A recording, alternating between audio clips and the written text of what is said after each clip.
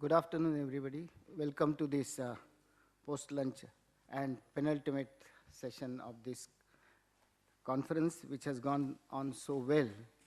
And I'm sure that all of us are enjoying the deliberations. I must express my thanks to Dr. Mahendra Dev and to the Indira Gandhi Institute for inviting me and to have me chair this session. This is a session on Indian economic policy making, successes and challenges. And this is a 5-star panel, really, and with 5 distinguished participants. I have to only see that the time is maintained. And we have Subhashish Gangopadhyay, who is the Research Director of India Development Foundation and Director of the School of Humanities and Social Sciences, Shivnadar University. We have Kumar Ketkar, he is a journalist of great repute in Maharashtra, Chief Editor of Dainik Divya Marathi, and former editor of Lok Satta. Earlier he was the editor of Maharashtra Times and also of Economic Times for some time. Sudipta Mandal, Dr. Sudipta Mandal, Honorary Professor of NIPFE, New Delhi. TCA Srinivas Raghavan, again a very well-known journalist who is also a very scholarly speaker. He is a Senior Associate Editor of Business Line. And Dr. Indira Rajaraman, Honorary Visiting Professor of ISI, New Delhi, earlier Professor of NIPFP, and member of the 13th Finance Commission, and also a member of the recent expert group on navigating, I should say, the fiscal, navigating through the fiscal situation. So we have all these very distinguished speakers. The way I want to proceed is, first I will let the speakers take about 10 minutes each and express what they think are the major successes, what have been the major successes in Indian economic policy making, and what have been the major challenges. Perhaps the successes will take less time, challenges will take more time, I think. I just want to say that this is a session on not only on economic policy, it is on economic policy, but economic policy making. And so one of the things that we may have to address is how the process of policy formulation and process of policy making, they have gone on, what are the successes of the process by which policy is being formulated in India and is being translated into actual actions. And also, we will have to consider the successes and challenges of the policies in terms of the realization of the objectives, in terms of the choice of the objectives, and in terms of the administrative, organizational, and legislative instruments which have been developed for achieving the various objectives. And the panelists may address any of these aspects, and the commentators from the audience later on also can take up these. There has been talk about policy paralysis, and that is a talk really that refers to decision making. And so at the outset, I should say that partly it came out of the lack of, partly it came out of the coalition politics and the compulsions of it. But partly it reflects the lack of consensus on policy issues, and there is a kind of divided or fractured polity that we may have, and some of the questions, some of the problems in proceeding with the policy, maybe due to that.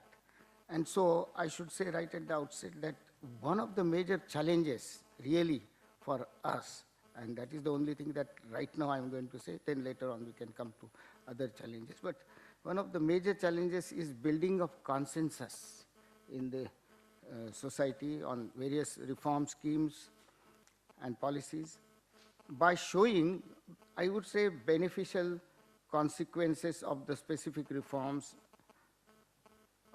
to increasing sections of population and building further reforms incrementally on the basis of the results achieved. And this itself, I think, is a major challenge which we have not been able to face adequately, perhaps.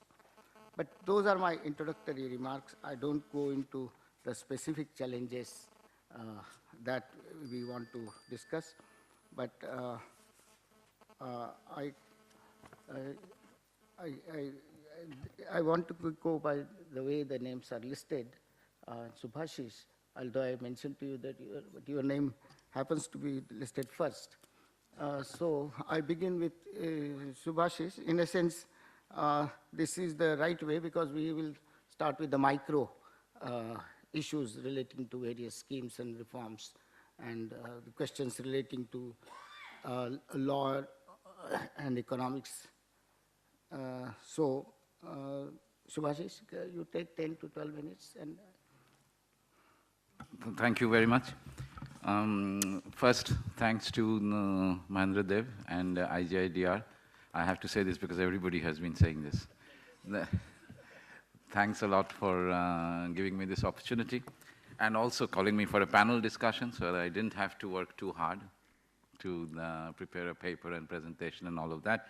In the morning when I met Dr. Chitre, I asked him what would be the order, and he said as the names are in the list. And I was very excited about that because I saw that my name was number 2. What I saw just now was that number 1 was Dr. Chitre, so that didn't help. So I have the task of kicking off the panel discussion. What I'm going to do is, since the operative term in a panel discussion is the discussion, so I'm just going to flag some issues so that there can be more discussion from the audience and among the panelists.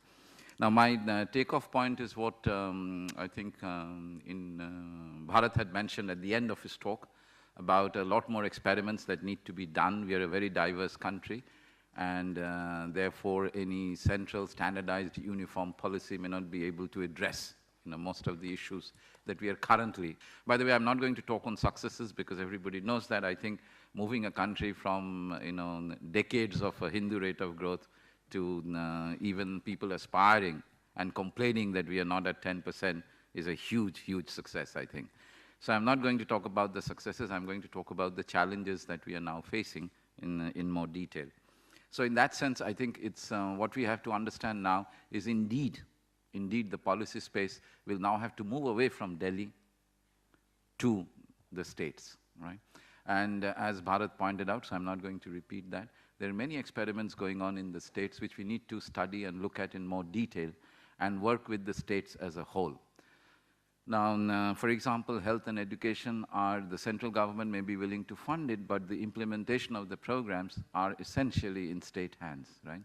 And I remember TN once upon a time making the point that our problem is that since health and education were left in state hands, we have not developed any constitutional institutions to be able to bridge this gap between center funding and demanding, especially through laws that are getting enacted, and the delivery of these services. So we need to think afresh.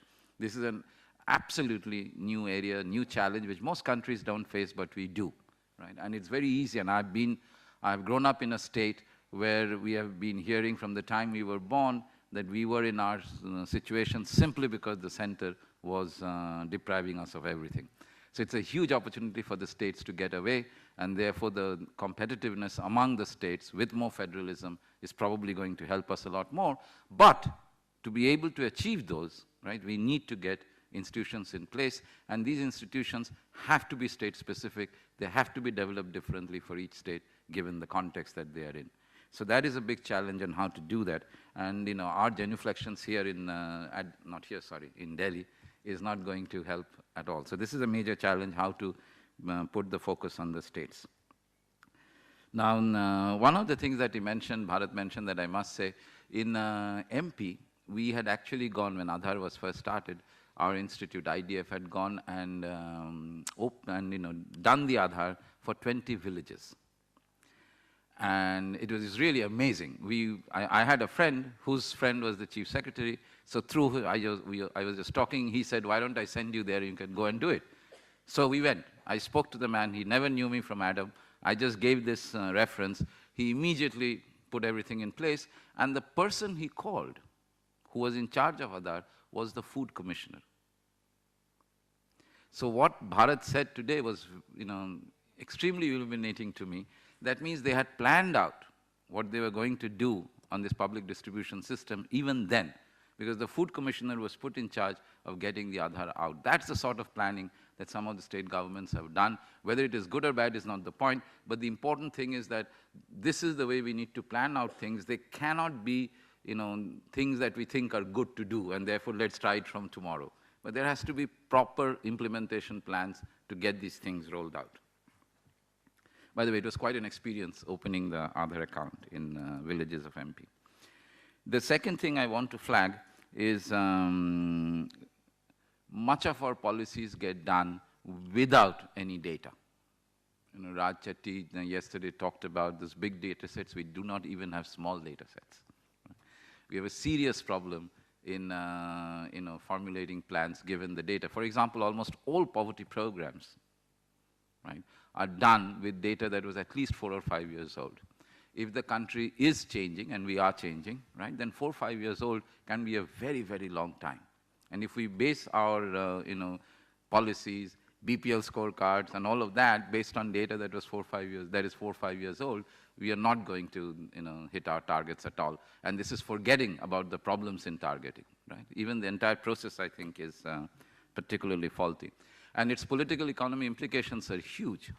If you go back to Singur, and this was from a study that was done by Dilip, Moitrish, Devraj, and another person, I think 4 of them did this study. They went out and they surveyed Singur in West Bengal. If you look at the state documentation, everything they did was commendable, right? You may not agree with it, but they tried their best to make it attractive to the villagers.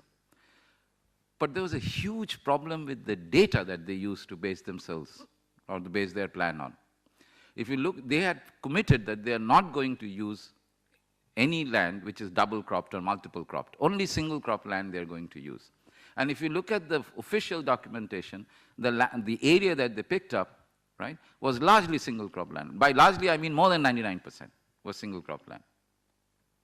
But if you look at the survey data, since this data was at least 10 years old, a lot of changes happened in West Bengal agriculture. And so the official data did not match with the data on the ground and see what it led to. So when we go down to the local micro level, if we are not going to have real-time data or data very close to the time we are planning, we are going to get into serious trouble. These problems we haven't faced in much of the macro policies that we have done so far. That for a small open economy, unilaterally opening up to trade, it's not so difficult to figure out that it's a good thing.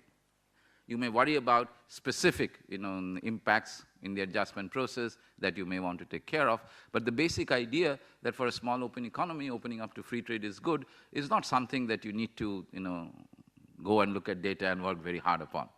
But the type of policies that we are talking about today, especially at the micro level, is extremely contextual. So you have to get the data in first and understand what the context is.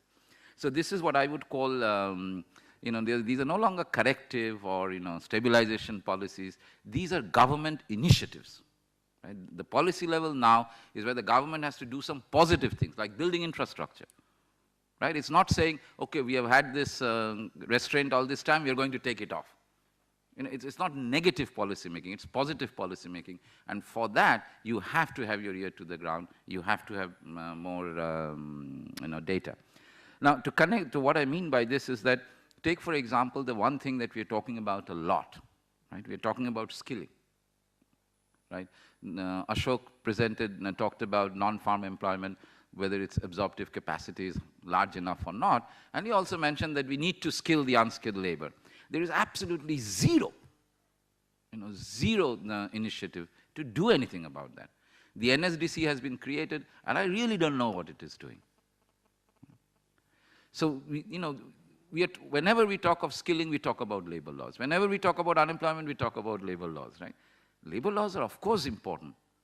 But you have to take initiatives to make sure that the unskilled become skilled. And that is government policy to be done at the local level, can't be done through NSDC in Delhi, right? Of which the chairman is the Prime Minister.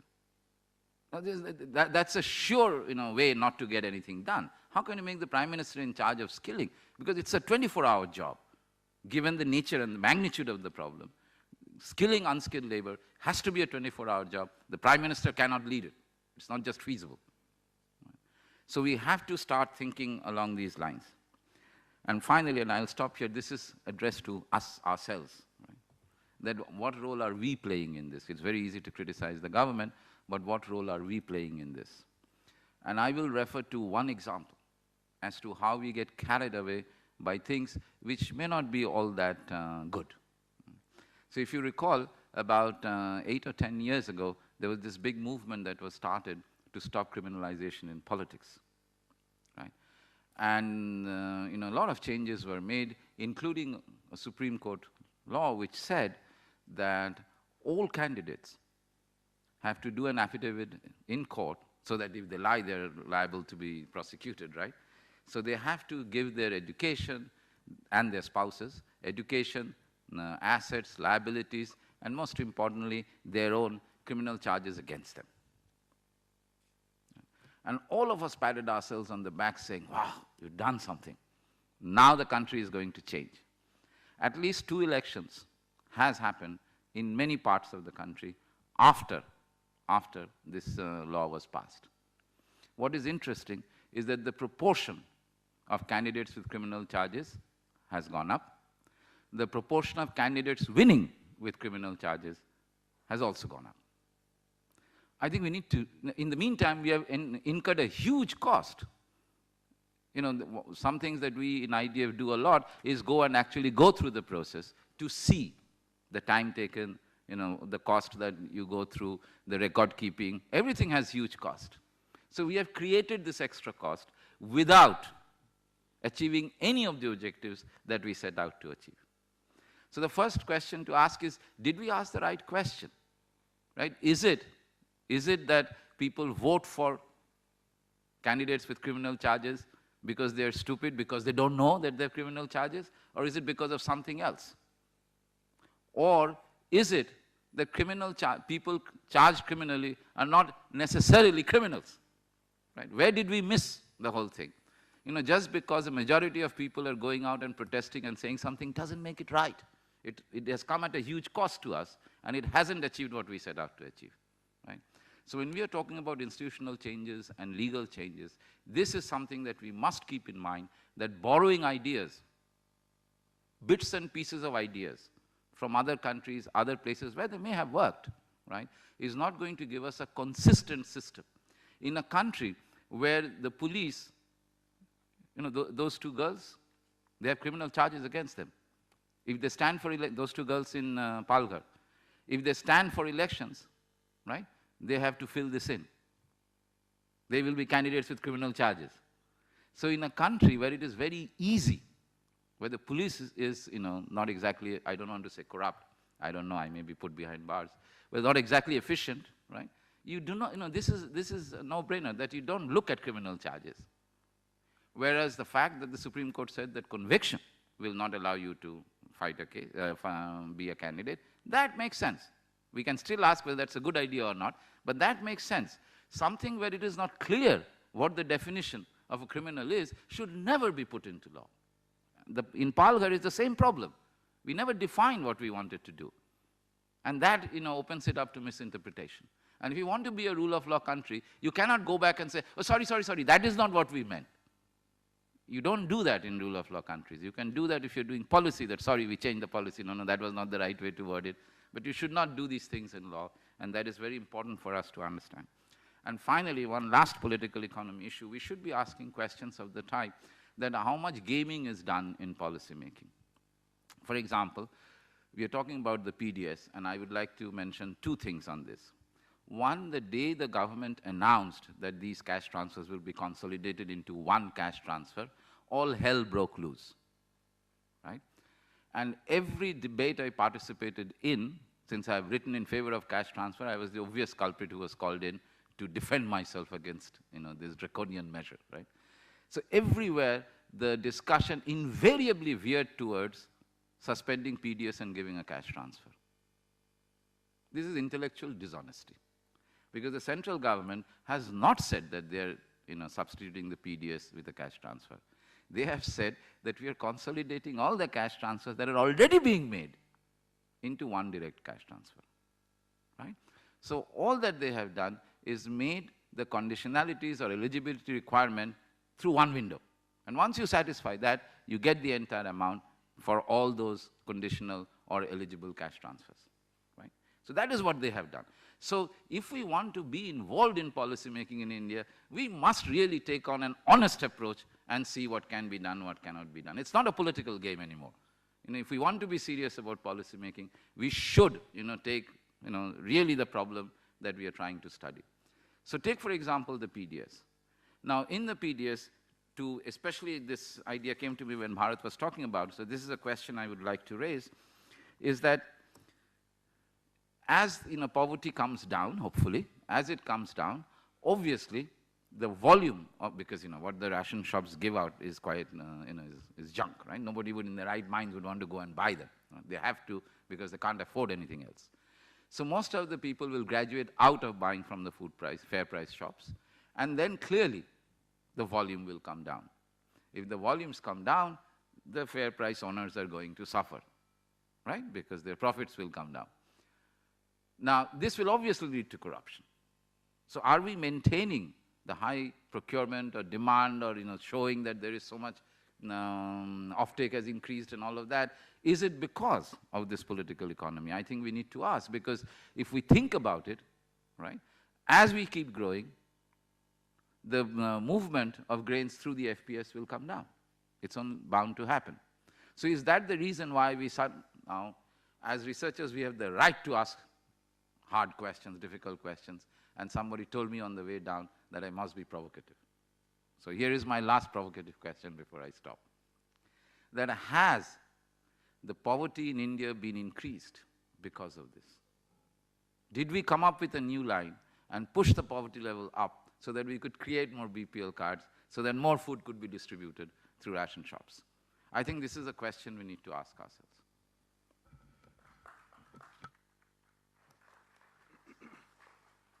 Thank you, Subhashish, for raising, as you said, provocative questions addressed not only to the society as large, but also to economists as such. Sri Kumar Ketkar, would you like to come in at this stage? You had, yes, I think that would be better. Okay. Okay.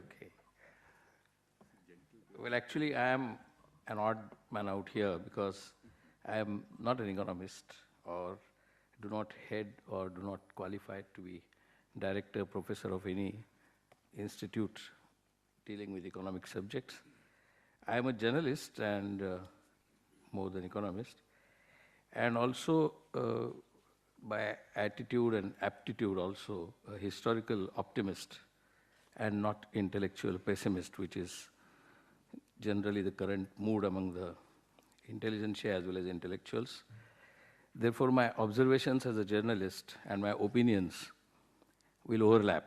So forgive me for that. And the discussion was whether politics is in command or market is in command and so on and so forth.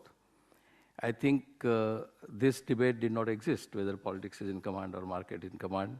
In the 1950s, 1960s, 1970s, when everybody took for granted, the intellectuals, the media, politics was in command. That was accepted without question, that politics was in command. And in fact, politics was in command because even at that time, to a great extent, ideologies were in command. So the whole policy-making apparatus as well as the policy-making itself was governed by broadly ideology and politics, and ideology and politics were hand in glove, and there was Cold War, and there was a Soviet model, and there was American model. So there were parties which professed for liberal economy, free economy, and so on. And they claimed that India is far too socialist. And on the other hand, people were demanding more socialism from the left. So the discussion used to be essentially ideological and political in the 50s and 60s. So all policy making at that time was determined by ideological and political aspects. Today, neither ideology is there nor politics in real sense. And political skullduggery has replaced politics. And I think in that ideological vacuum that we have today, we are discussing the so-called economic policy making. And the so-called successes and challenges, successes when we deal with, we are dealing with the successes which were brought or failures which were brought by that ideological and political era. And now challenges are that we are with neither, and therefore we have to rethink as to how to thrive on chaos, because now I think we have internalized the entire chaos that we are living in and trying to deal with the chaos. And by trying to deal with the chaos, when we say that we want a policy which will succeed. So I think the chaos itself is an advantage and disadvantage, because the chaos is created by what? Chaos is created by the so-called federalism as well as so-called central directive. The federalism is actually a rise of the regional bourgeoisie, if you will, and the rise of regional bourgeoisie in different states is at different level, and therefore they are demanding something more from the national cake as well as from the state cake, and the equilibrium between the regional bourgeoisie or sub-regional bourgeoisie and the national bourgeoisie has broken down, and because that has broken down, they don't know what to do. As just now Dr. Subhash said, that ultimately states are determining health, education, and so many things, and center is directing, so that I think is a disequilibrium. So what we have to come to terms with, the political class has to come to terms with, is that there is actually a regional and sub-regional bourgeoisie operating in different states at their own level. Their aspirations are different than the aspirations at the national level. So there cannot be, if there is, I don't know whether there is an aspirational quotient determined by economists, but aspirational level in Orissa will not be the same as aspirational level in Maharashtra, and even in Maharashtra, aspirational level in Mumbai will not be the same in aspirational level in Latur or Baramati or Chandrapur or Gadchiroli, where there is a lot of Naxalism. So even aspirational level is different, and I have a feeling that overall only one thing is common, whether it is reflected in the Naxal form, the Naxalite form, or even in the crime form, or in the contractor-builder lobby that is calling shots in Mumbai. All of them have one thing in common, that everybody is aspiring for better economic status and better social status in society. And because of that aspirational level driving the states as well as national economy, I think policy making is becoming difficult. However, since aspiration is a common drive, a force which is actually taking economy or society forward and sometimes backward, 2 steps forward, 1 step backward perhaps, but I think in the ultimate analysis, since that is going to be the determining factor on the political class, the political class will have to follow neither market nor ideology. They will have to follow the local aspirational level, because they want to get elected, not nationally. All candidates must get elected locally.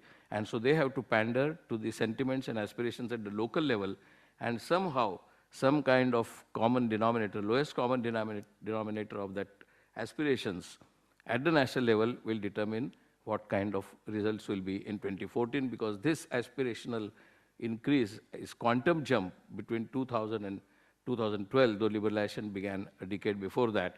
I think now it has come in full sway, and therefore that aspirational level is creating chaos. The rise of new bourgeoisie is creating chaos. The absence of ideology is creating chaos, and the absence of political policy making is creating chaos. And earlier, I remember when I was working in the Economic Times in the 70s, the headline that every day used to be about what Planning Commission is saying. Almost every day I used to report on Planning Commission, whether I was in Mumbai or Delhi. Planning Commission was sometimes even more important than Finance Ministry at that time when I was a reporter in Economic Times. Today, Planning Commission doesn't even appear on front pages of newspapers except when Montek Singh Ahluwalia commits one or other blunder. So I don't think Planning Commission, and which was supposed to be an advisory body for policymakers, it doesn't today function that way. So the only challenge before us, since we are discussing challenges, the only challenge before us, or the intellectuals, or the economists, or the academic class, and the political class is how to surmount this particular vacuum of ideology and politics, and even market, because even markets, as we see by the debate on FDI, are not really calling shots. So in this atmosphere, political policy making has to be done about economics, and political policy making has to be done about markets. That, according to me, is a real challenge, but I think India will thrive on chaos. Galbraith called it functioning anarchy. I think it is functioning chaos, and I think we will survive.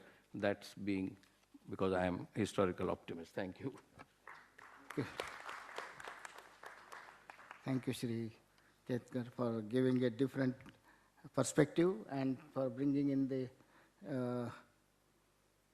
regional forces and how their conflict with this central policymakers and the regional politics, controlling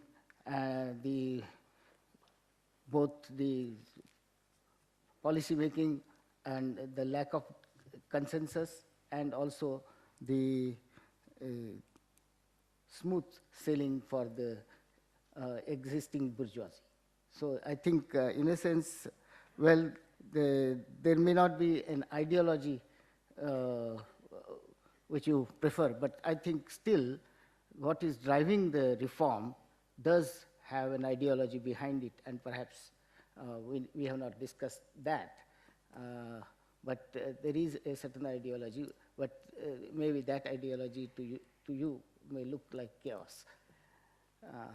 I now call upon Dr. Sudipta Mandal.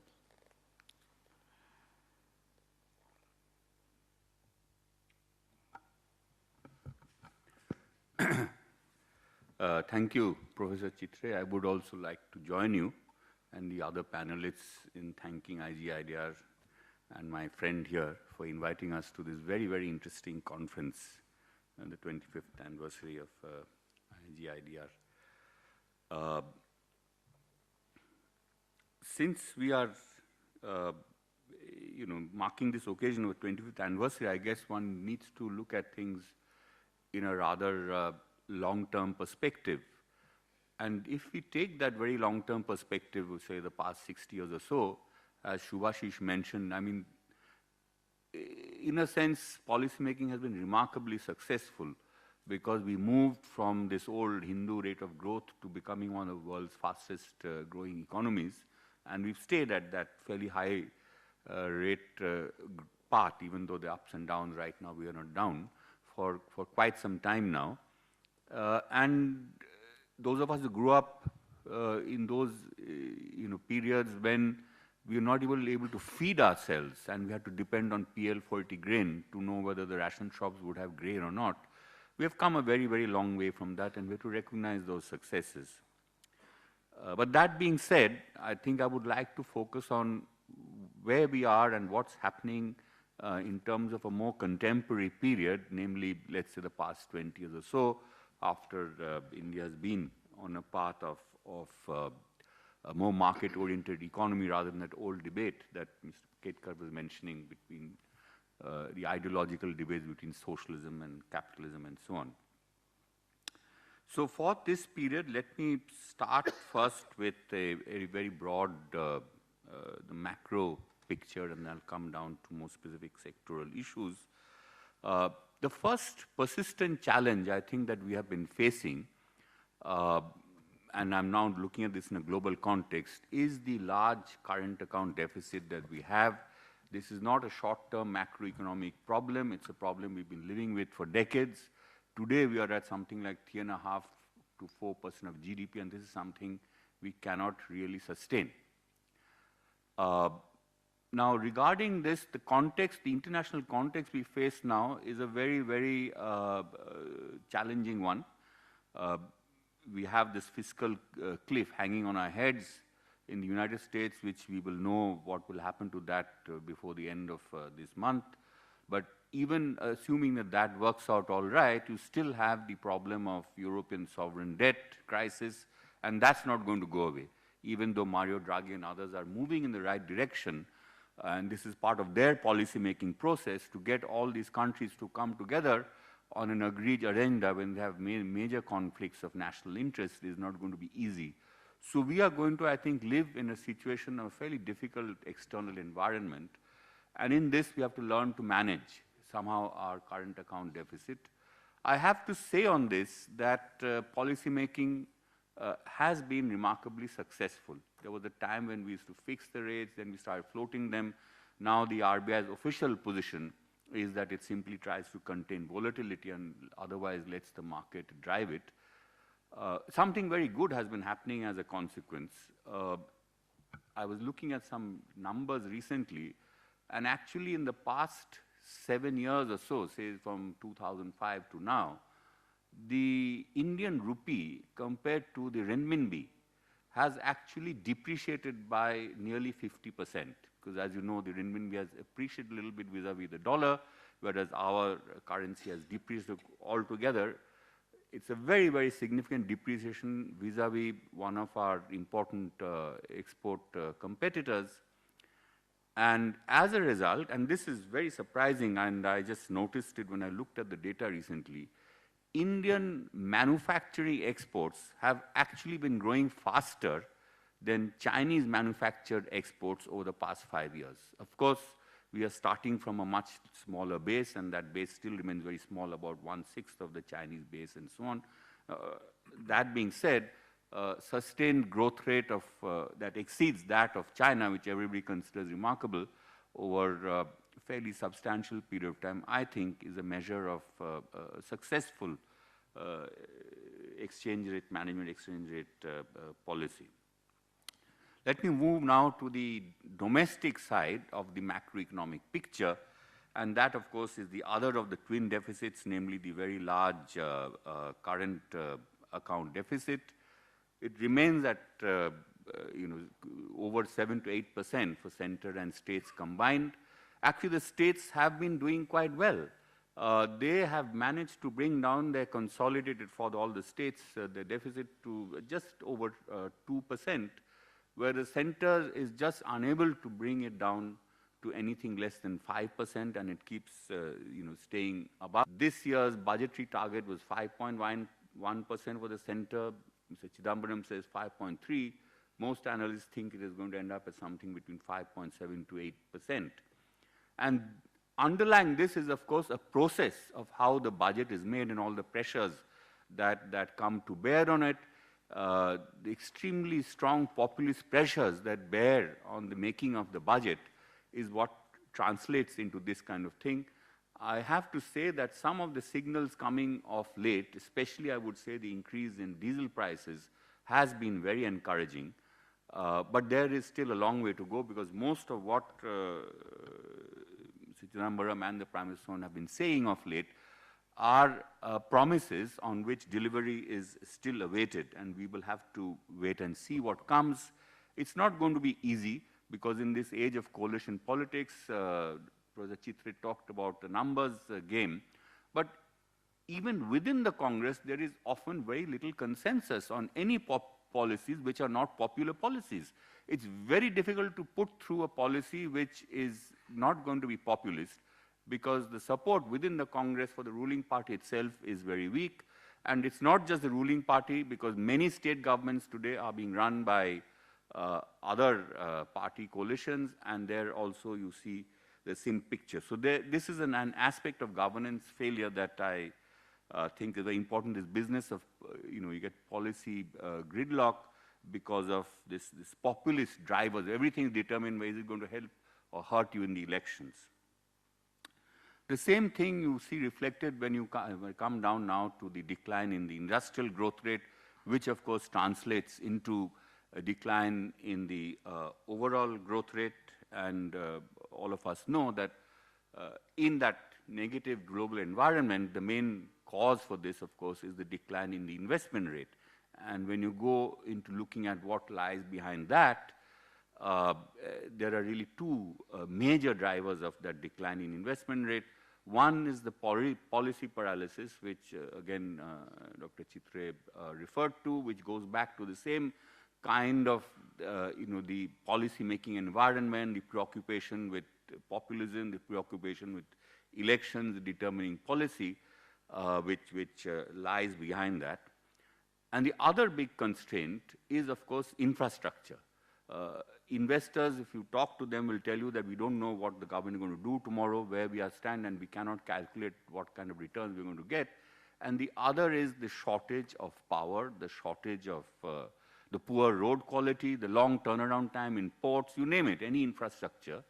And now this is not so much, I would say, a problem of policy making as a problem of implementing a policy, because our administrative systems are just not there to deliver the kind of outcomes you want to see in terms of infrastructure. And again here, it's not just the central government, so you cannot just blame the government center, but you see similar problems at the level of the states. Many of these things are administered by states. And of course, you see large variations across states. So it's not as though it's impossible to do it, but some states are doing much, much better than others in this other area of governance failure. Now I move on to something that is really very much a subject of the states, and that which of course accounts for much of that slow trickle down and so on that we were discussing in the previous session, because agriculture is still the largest, more than half the workforce is still employed there. What you see here is that the net sown area has more or less got saturated at about 140 million hectares, and the irrigation cover at something like 63 million hectares is still less than half of the irrigated area. It's maybe about 48%, and it's not growing very much. Whatever little growth you are getting in irrigation cover is largely coming from private investment. And as somebody mentioned, that has a particular form. It's usually wells and tube wells and so on, which are just depleting your groundwater levels even further. What you actually need is large-scale canal irrigation and so on, which will, in fact, recharge your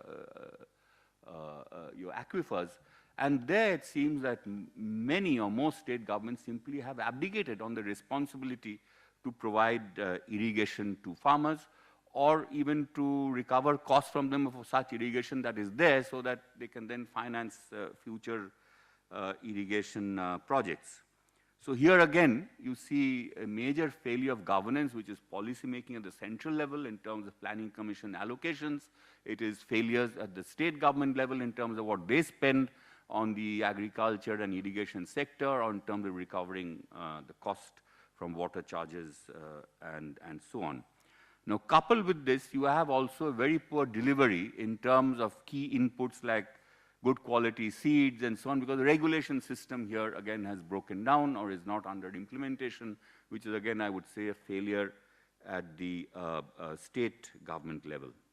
Moving on now to the social sectors, education.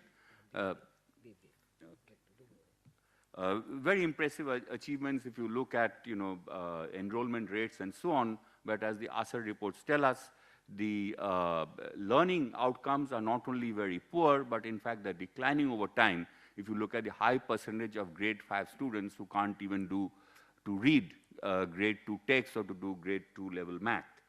And here I find that this new Right to Education Act actually is becoming counterproductive, because resources are all being diverted to ensure that the enrollment rate is very high and not bothering very much about learning outcomes. So here again is something that we have to look into, both in terms of the policy that is made as well as in terms of how it is implemented.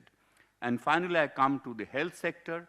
Again, very impressive achievements if we want to look at increasing life expectancy, or infant mortality rates and so on. But when you come to look at maternal mortality, our record is really very, very depressing. We are going to miss the Millennium Development Goal targets by a big margin. Neonatal mortality is also very high. And here again, it has to do with the poor or non-availability, especially in northeastern states and in Jharkhand and so on, of any facilities for educated medical personnel, not doctors, but even trained nurses being available for medically assisted births. So again, this is a poor delivery failure. It's not a policy failure, but a failure in the delivery system and at the state government level in terms of state and district level administration and so on. So putting all this together, what I was really driving at is that we have major failures. There's a mixed picture, some successes, but major failures both at the policy making level, and even when policies are known or good policies are in place, then we have not got our administrative act together to deliver on those policies or on those services. And I will stop there. Thank you. Thank you, Dr. Sudipta Mandal. You have listed almost all the worries that all the economists are concerned about in various sectors of the economy and also on the current account balance. May I now request Sri TCA Srinivas Raghavan. Changes, successes. I think all this breast beating is misplaced because I think we are a tremendous success. It's nice to keep saying that we failed in this and failed in that. But the fact of the matter is that no other country has managed to do what we have managed to do with an electoral democracy, with the kind of fractured this, that, and the other, in quite the measure that we have done. We could have done better. Is always a possibility. Sachin Tendulkar could have scored 8 triple centuries, but the fact is that he scored 100 centuries. So we are all right. Where we are going wrong, and there is a fair amount of that, I'll come to that in a moment, but I think we've not paid enough attention in our country to 3 structural problems which are inherited from the British. I know it's fashionable to say amongst economists particularly, oh, stop blaming those guys. You are responsible for all the screw-ups. But the fact of the matter is that we operate within a framework which we inherited from the British. And if you'll permit me, I'll just dwell on that for a couple of moments. One is the Indian Constitution, and the other is the administrative machinery. The Indian Constitution is one of the biggest hoaxes pulled off on the Indian people because, in fact, it is not an Indian Constitution. It is the Government of India Act of 1935 with the numbers changed. I will not be arrested for this because no lesser person than H.M. Sirvai has said this in a book. So I'm not saying anything that's new. But this is the fact. The other evidence against the Indian Constitution, which is a major challenge to India, is the fact that it's been amended more than 100 times. As the Americans say, if it ain't broke, don't fix it. So if you work that backwards, because it was broke, we've had to fix it. So there's a huge problem with the Constitution. All that we changed actually was this fundamental rights and directive principles. And I would invite you to read Sirvai's critique of the Indian Constitution. It used to be available in Penguin. It's certainly available with Tripathi Law House. And you will see that it's just the numbers have been changed. What was the purpose of the Government of India Act? It was to maintain the supremacy of the Viceroy in Council. Why did he have to do that? Because the 1935-1936 elections gave Indian provinces a certain amount of autonomy with Indian politicians there, and there were limits to which the British were willing to go. They were not willing to, give total power. This process itself actually started in 1919, and that brings me to the second thing, which is the administrative machinery, which is the IAS.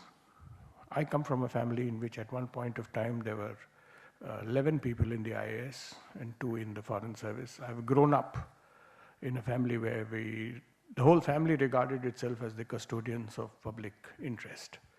The talk around the dinner table used to be about how everybody else is stupid and bad, and how only we knew what was good for the country. And this permeates the administrative machinery in the country.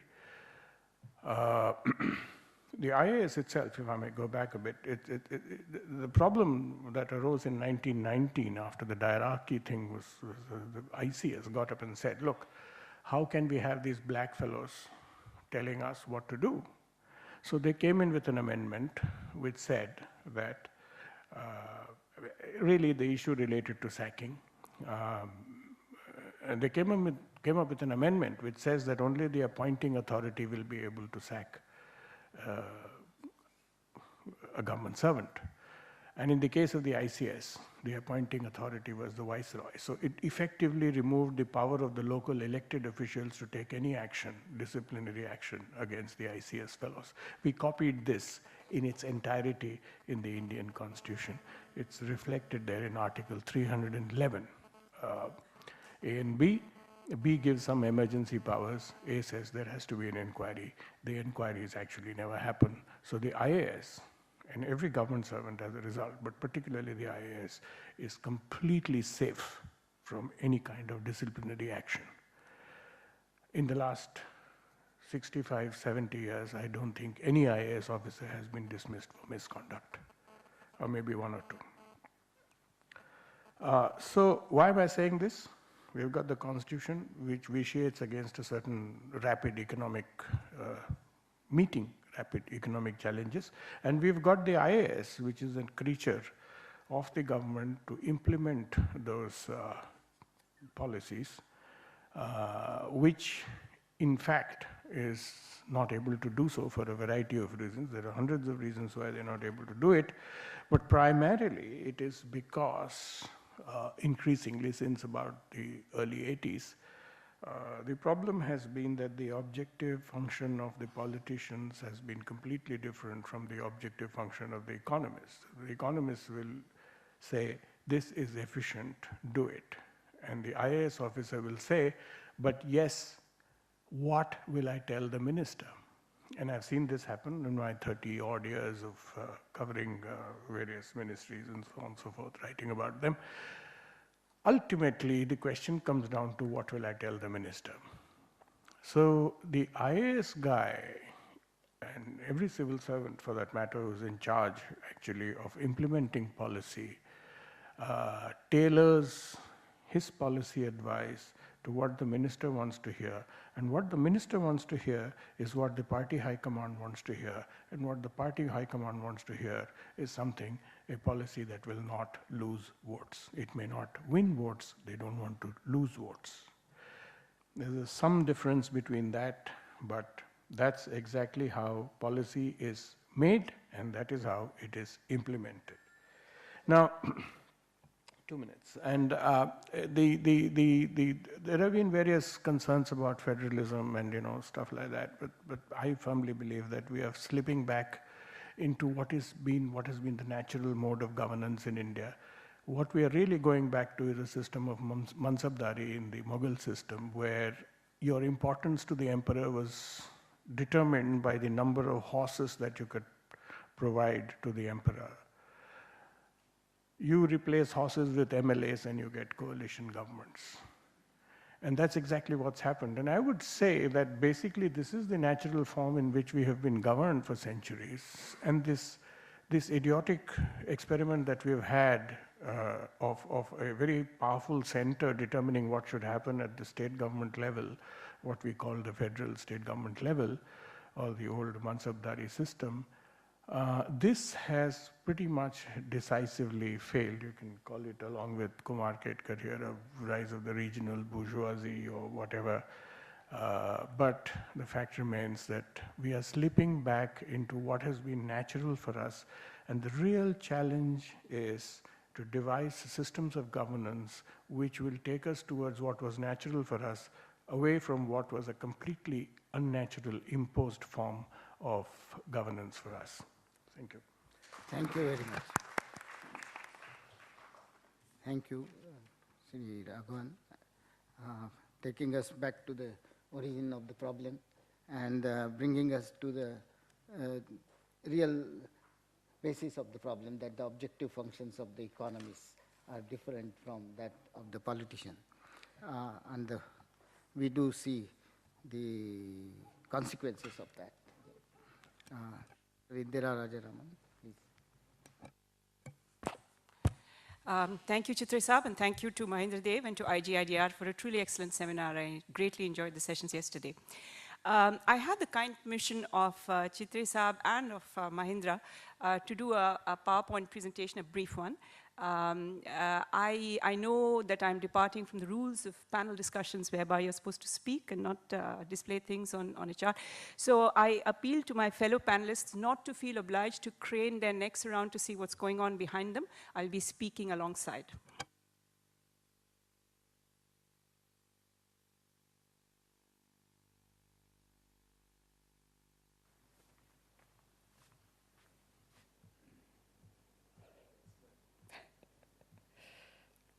I'm sorry about this, really, but I thought the point that I want to make would be better done with a PowerPoint presentation.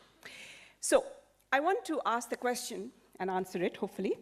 Did design defects in the 1991 reform package carry the seeds of today's growth slowdown? It's a very, very important issue because unlike some people who think there's going to be a turnaround starting next year, I see this growth slowdown as a structural growth slowdown unless we address the one major unaddressed defect of the 1991 reform. There were other design defects, at least two others that I'm going to refer to, which were addressed in a second burst of reform that we had in the period 1999 to 2001. So, revisiting the reforms of 1990, we basically reformed product markets. We eliminated policy wedges, we enabled price discovery, and we enabled price discovery in particular of a very important price for any open economy, and that is the price of the currency, the external price of the currency. But the reason I put this in red was because we ignored a very, very important reform that should have accompanied this. Factor markets for land and labor were not reformed. So we reformed product markets. We enabled price discovery, and as I said, particular trade liberalization enabling discovery of the price of the rupee, but we left factor markets unreformed.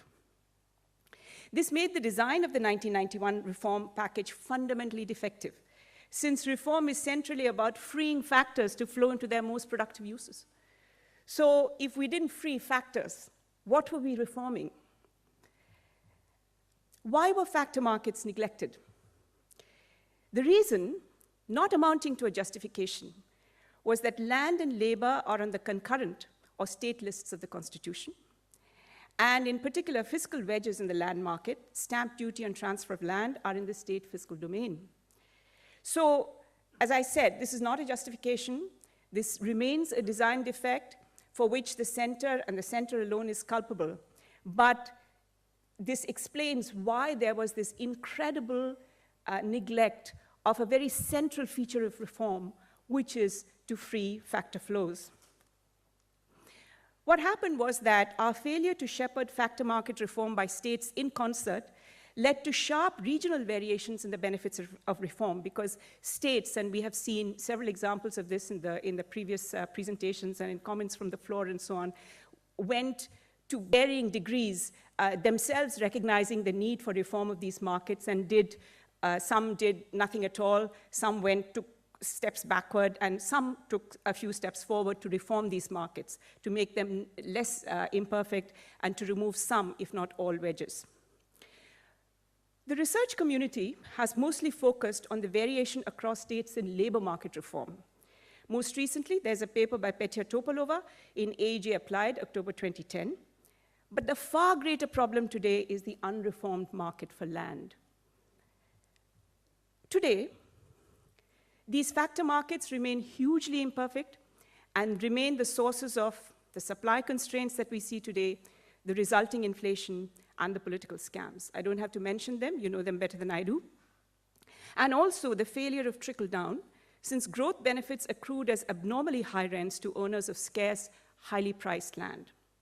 As you all know, land and labor are on the concurrent list, but one function in particular, which is on the state list, not even in the concurrent list, is the transfer of agricultural land to non-agricultural uses.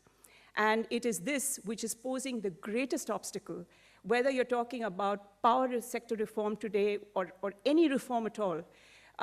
In the coal scam, one of the reasons why the private producers of coal could not actually produce the coal from land which was given to them was that they still haven't managed to get access, to get title to the land, despite the fact that they have the right to mine the coal from that land. The intellectual fathers of the 1991 package quite simply failed to take into account the requirements of reform in a federal setting. Let me say that I'm not saying that all states should have been forced into a straitjacket, not at all. I'm a believer in allowing states to have discretionary rights in respect to the functions that they have been allotted in the Constitution, under the Constitution. The failure was about not having assembled states in the reform effort, informing them of the need for factor market reform, cluing them in on where they came in, and then leaving them free to do whatever they wanted to do. This was not done. The 1991 reform was reformed by the center for the center. And there was complete neglect of the fact that state governments had such critical powers with respect to factor markets. Let me also add, TN, please don't take offense when I refer to the intellectual fathers of the 1991 package, because you were in any case not in India when it happened. So you were supporting reform from the outside. So you're not responsible for what happened. The second core deficiency of the 1991 reform package. So I'm done with the failure to reform factor markets. This is a more arcane issue, so it's a bit complicated. But you know, in the national financial accounting structure that we had before 1999-2000, small savings were routed through the national exchequer, and they were routinely on-lent to states by jurisdiction in an uncapped manner. So for instance, if there was a lot of small savings raised in Kerala, Kerala state had the right to get back those, but it was routed through the national exchequer. And in the process of this collection at the states by the center and then lending it back to the states, what happened was that there was political economy pressure from states for high deposit rates on small savings, because the more that was collected, the more they got on lent back to them. So this raised the floor of the interest rate structure, because small saving deposits gave you completely risk-free outlet, and bank deposits had to offer more than that in order to attract depositors to themselves, and obviously lending rates of banks were higher still. And the reason there was state pressure was because the on-lending rates to states were unrelated to deposit rates. This was finally corrected in 1999-2000 with the creation of the National Small Savings Fund in the public account. This linked on-lending rates to deposit rates and so eliminated the pressure for high deposit rates. This gradually brought down the cost of credit and led to the growth spurt after 2003. But credit continues to remain grotesquely costly for those outside the formal financial system. I don't want to go too far afield from my presentation, but let me very quickly say that in the whole discussion about FDI in retail, when there's this constant talk about the high retail margin in India, you know, I think to myself, we just don't know the cost of credit to your average pushcart vendor of vegetables. The rate of interest that they pay is 10% overnight. So it is several thousand times the rate of interest that is confronted by an Adi Godrej. And this ratio between the cost of credit to the smallest agents in our economic system and the most ritzy, privileged borrowers in our economic system is one of the disparities that is least commented on but is most grotesque in our system as we have it today. What was the third core deficiency of the 1991 reform package? The fiscal consequences of trade liberalization were neglected. Shubhashish, I agree with you that for trade liberalization, you don't need any detailed data, but you do need to think about the assumptions of trade liberalization, like, oh, he's not here. You do need to think about the assumptions like free factor markets, for instance. It underlay all of the models that were spoken of by Sugato Margit, for instance. And you do have to think about the fiscal consequences of this as a process, which you're right, as a process by itself, it doesn't need any data to do. But you have to think about the consequences, and you have to think about the assumptions. So the need for compensating revenue was not foreseen.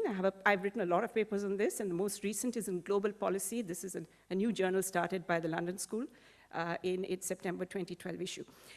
As a result of this neglect, the center's gross tax revenue remained below 10% of GDP during the entire period 1992 to 2006. And it sank below 9% of GDP during 1998 to 2003. This carried a huge growth cost because there was foregone public investment at both central and state levels. Despite that, and this is one of the successes, since our session is about challenges and successes, this is a huge success. Once again, it's not spoken of, it's not flown from the rooftops, maybe because we've had a change of government. But the Pradhan Mantri Gram Sadak Yojana, which was started in 2000, at a time of huge fiscal stress, it was a far-seeing public investment initiative by the central government for last-mile connectivity. Once again, this business of inclusion and exclusion. Just imagine what you feel like if you're living in one of those unconnected hamlets. There's a whole bunch of road networks and so on being built in the country, but you have no access to it. You may be within 2 kilometers or 1 kilometer of it, but all you have as an access is a stony track. You can't take your produce to the market. You can't buy anything and come back easily. So this has been a huge success, and fortunately, it has been carried forward. Even after the change in government in 2004, I wish it had been given more resources than it has. Finally, over 2000-2001, moves were initiated towards tax revenue enhancement at the center and at the level of states. The VAT initiative was started at that time, and that is another success story, because it is an example of how states were shepherded. They were brought to the same table. They were told of the need for this reform, and one by one, slowly, they all came to agree on the need for it, and they implemented it. And now it's finally in place in all states. In 2005, it was in place in all states but 4 or so. This is what we should have done in 1991 for factor market reform. All states should have been brought to the table. They should have been told that product market reform cannot go very far without factor market reform. They should have been told this isn't their domain. What could they do to remove wedges? What could they do to make these markets function better? And the Indian growth story would have been something altogether different if it had been done in that way. But it wasn't. And it's an intellectual failure. It's a design failure. It's not an implementation failure, really. It's not an IAS failure. It's none of those things. It's a design failure. It's an intellectual failure. And we, as economists, bear the blame for that. Conclusions. This is my last slide. Growth has stalled in India because of 3 major defects in the 1991 reform package, which overlooked the need to facilitate factor flows, to bring down the cost of credit, until the accounting correction in 1999-2000, but as I said, the financially excluded remain outside. They have benefited, certainly, because the formal and informal markets are closely linked. So to that extent, the cost of credit has come down, but it still remains impossibly high. And I don't think the solution for that is to bring in FDI in retail. I think the solution to that is to have mobile vans of banks going to the weekly hearts in all our major cities, making overnight loans for a lot less than 10% overnight rate, which is what they currently pay. And because we overlook the need for compensating revenue from loss of trade tax revenue until around 2000, 2001. We still have a revenue problem, but it's not of the kind that we had until then. The first effect remains uncorrected, the factor markets. land and labor remain hugely obstructed. Credit remains very costly for those outside the formal financial system. Thank you.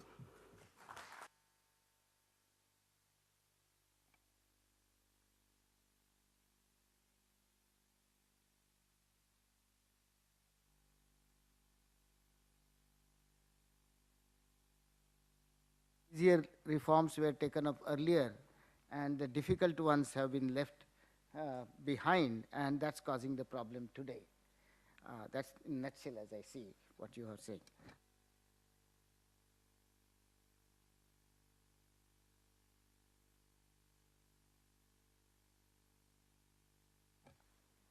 I think there are a number of points which were made, particularly by Dr. Sudipta Mandal and Indira Rajaraman, which I wanted to flag. But I don't need to repeat those. But one point I want to make is while we have raised the growth rate and saving and investment rates, I think the quality of growth is a concern. And quality of growth is a concern from the following angle. First of all, first and foremost, the various ways of saying that it's not inclusive, it's not sustainable. But two things. One is employment orientation. Of course, it's difficult to make growth employment oriented arbitrarily. It is a difficult challenge because what we have been depending upon is the normal employment elasticity of output growth, and that gets reflected in whatever growth of employment is in relation to output growth. But apart from that, the sectoral composition and the neglect of manufacturing, labor-intensive manufacturing, I think we have to think fairly hard to see how we can try to bring in this labor-intensive manufacturing. I don't think it can be brought on only by labor law reforms. It requires organization of a different type of manufacturing, and we have to make efforts towards that. In the same way as this has been done in Bangladesh, organizing clusters of labor-intensive manufacturing, the same way it was done in China, but not following necessarily the same political ideology. But I think that is one thing that we have to see how we can push employment. NREGA, to my mind, is an important move towards correcting this lack of employment orientation of growth. But there, I would have liked it to be tied up with more or less poverty line wage rates so that it did not create problems for agriculture. Also, the neglect of agriculture has been mentioned, and that would have gone a long way towards employment growth. I think the other aspect is that there is a sectoral, definitely there is a sectoral problem that because agriculture, manufacturing, they have not grown, and the other sectors have seen larger growth. So this is itself a reason why we are having an inflationary kind of growth. And I think that will need to be corrected also by changing to some extent the sectoral focus. I think we will, there are problems about the governance, there are problems about infrastructure which one can go into. Infrastructure is itself being slowed down, infrastructure growth, because of, not only because of financial problems, but also because of land acquisition problem, and also the governance problems. And this applies to irrigation, and therefore it percolates into agricultural development issues. Finally, I think current account deficit is a major worry now, and it will remain a major worry for some time. And we have to address it, one, by addressing the question of how to conserve the energy use. And the other day, on November 1, we had a bus day in Pune. You might have read about it in papers. And everybody, you know, all the NGOs and all the civic bodies and even political leaders, they appealed to people to travel on bus on that day. I traveled also on the bus 10 kilometers, changing 2 buses. And on that day, the pollution was less, the figures were reported. On that day, the number of buses used were more, but were double, but income of the buses almost 60% higher, and pollution was negligible, and use of petrol by private customers was drastically reduced. And I think we have to have public sector, improvement in public transport as an urgent thing, and we have to pay attention to that to conserve energy and oil, petroleum, and so on. Secondly, I think gold is a problem. Gold, demand for physical gold, I think we have to have financial instruments, gold price linked instruments, so that the demand for physical gold is replaced by demand for financial claims on gold. I think unless we tackle these, we are in a difficult situation as far as current account is concerned, because neither depreciation will help you nor appreciation will help you of the rupee. So I think I will stop at that, and we have overshot the time, but if I can get maybe 10, 15 minutes more, I will, 15 minutes more. We will seek some questions, because the panelists have made quite provocative points and a whole range of points, and we can get some questions. Thank you.